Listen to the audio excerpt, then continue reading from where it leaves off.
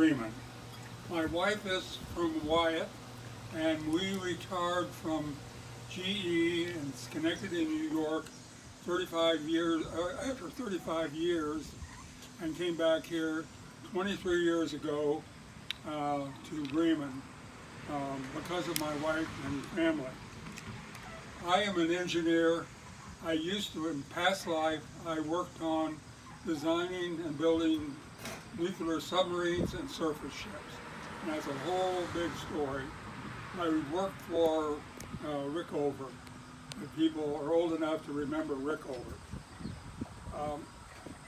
Why am I interested in preservation? One of my worst experiences was when we were in Schenectady. There was a guy who took us on a tour, and he said, I want to take you down and show you the Erie Canal, because that goes right through the center of the city and goes out and goes across the river on a bridge. And he said, we filled that in.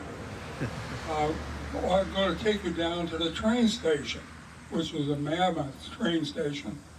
And he said, we tore that down.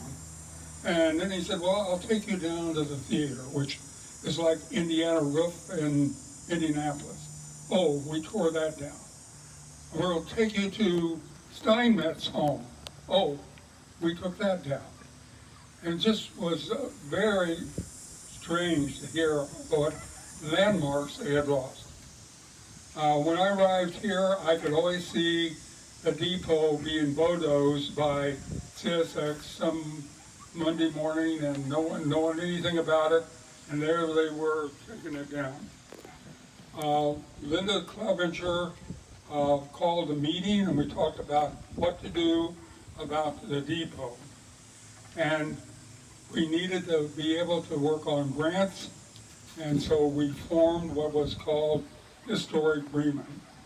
It was a preservation company and a historical society.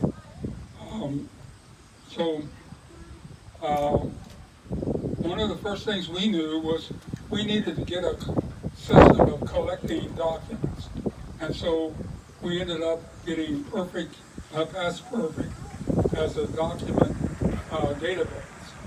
And we have recorded everything that has been given to Historic Bremen. And it is numbered, it's photographed, and there's a deed for it so that it's been deeded to Historic Bremen.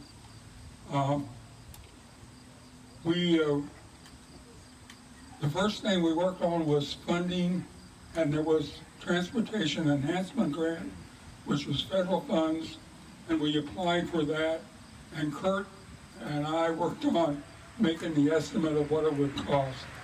And we asked for $455,000, and the question was the ownership of the depot. They would not give us the depot where it was because it was on the right-of-way, so we ended up having to move it, and this is the location that we came up with, and it's the town lot. We moved it. We then, Historic Bremen, in doing that, the grant was a 20% match, so we ended up having to pay or generate $91,000 to fulfill our obligation.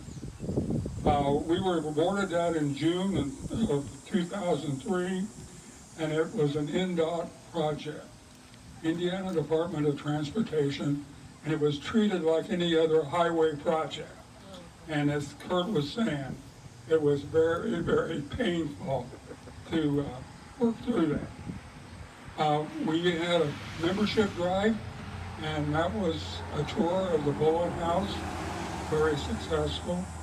We had a day that we set aside where everyone took a photograph of their home in Bremen and submitted it. So it was snapshots on a particular day. More difficult to do then than today. We had a run of fundraisers, the swing choir. We had This Is Your Life, Dr. Bowen. We had 5 people paloozas, and Tony was very much involved in that. And we generated annual calendars, 10 of those over the years. Meanwhile, B.A. Martin was given the project, and it was like Kurt said, low on the priority. We kept pushing, and we was always threatened with we would not have money to pay for it, and they would stop everything if we didn't have it. Actual work started on 2008 when Binkowski undermined the depot, cut it off of its 18-inch base, loaded it up, and moved it to the railroad tracks. And winter set in, and we couldn't go any further. And so in June the following year, it was moved across the track, and it completed by winter of that year, 2009. We received NDOT, we ran out of money, so we needed more money, and the Recovery Act, NDOT had money from Recovery Act, and we applied for that, and we got $235,000, and we ended up doing that with no match, and that completed it to be phase 2. At the same time, the town agreed that we could take the back part of the hotel downtown and convert it into a history center. And Kent Kuntz was very key in getting the city council to agree that if we had volunteers do the work, they would pay for the cost of doing the work. And in your flyer there in the program, you'll see a picture of what it looked like when we started. It was in really bad shape. Also, at the same time, we came out here and laid 155 foot of railroad track, drove 485 spikes, the last one being a golden spike, and that was a very hot project right about this time of the year. And Kent was very key in making that happen. We opened the History Center in May 2013, 2 years after we opened the depot. And then we expanded it to 2,000 square foot of display case. And we needed a website. We had worked on websites, and all of them had been failures before. And Derek Jensen showed up and volunteered to build a website for Historic Bremen. What a gift, what a blessing. Having somebody who was interested in Bremen history doing that was the key to a good website. There's over 2,000 photographs and articles on the website, and countless genealogies, buildings, and so forth. That is a service to you. All you have to do is come in. Derek will help you go through researching your history and whatever. You try it, you'll like it. If you haven't been on historicbremen.com, shame on you. The next thing was the Bicentennial, and we ended up putting in 200 trees along the main street. That was a community project, but I say that because it is part of preservation.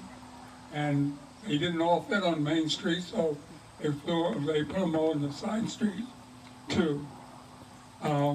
We were also concerned about barns, just like the one behind us.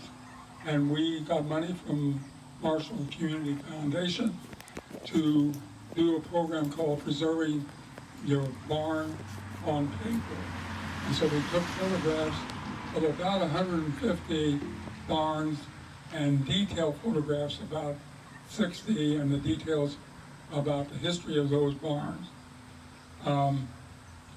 We also had a series of chats, history chats, and we always say we'll never forget Doc Bowen, and we were concerned about how the children would know about Doc Bowen.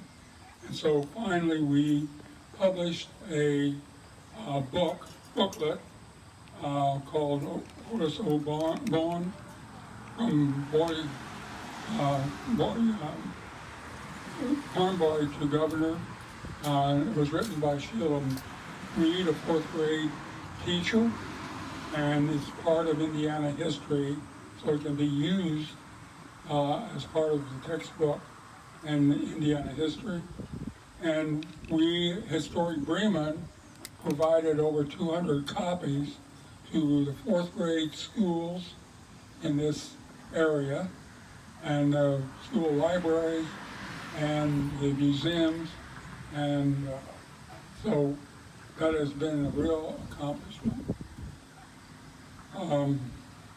The next that came along was, regarding preservation, was we ended up purchasing St. Paul's Church, and we used E&I funds and BCC funds to purchase it, and we did that to hold it until BCC could get stellar funds to do the work, to pay for it. And so Matt Van Vost, that has been his vision, his dream, and his project. And it is amazing what has been done, and he'll say a little bit about that. But there is another case of preservation. Derek worked on burying a time capsule. It is a 2020 time capsule, and it's to be opened in 2070. So we want you to mark your calendars and make sure that you're there that day. So one thing I would have to say in all this is there's been two guys that have been very key to making these things happen. And one is Kent Coons, and he has a ever-ready battery, and he just keeps working. And the other is Jay Stoddard, and he has helped on every one of these projects. So we talk about volunteers. They are the real volunteers. The role of the HBI is not just a club.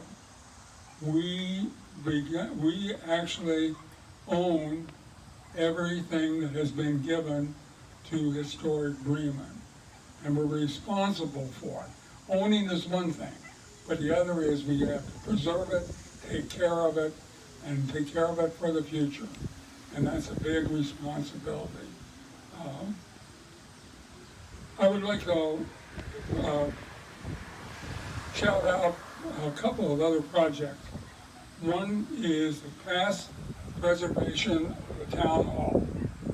There is unbelievable what was done in preserving the town hall. And they took the old facade off, and there's been a lot of damage to the building. They did a fantastic job. You can go on our website and you can see all the pictures of that. Amazing job, and that was really one of the first preservation projects. And I'd also like to give a shout out for those who were involved in preserving the standpipe. Now, there were 39 standpipes built around by Morgan and Company, similar and to this standpipe. And I think there's only 2 left standing at this point, one in Missouri and one here. The rest of the communities decided it was an eyesore and they removed it. And it isn't an eyesore, it is really part of Bremen. And people ought to be applauded for doing that. And then the other, the last one is that we have all ongoing concern about preservation. And that is really what Historic Bremen is all about. I'd like to thank all those that have been involved in the past, the present, and the future who have made HBI what it is. Thank you.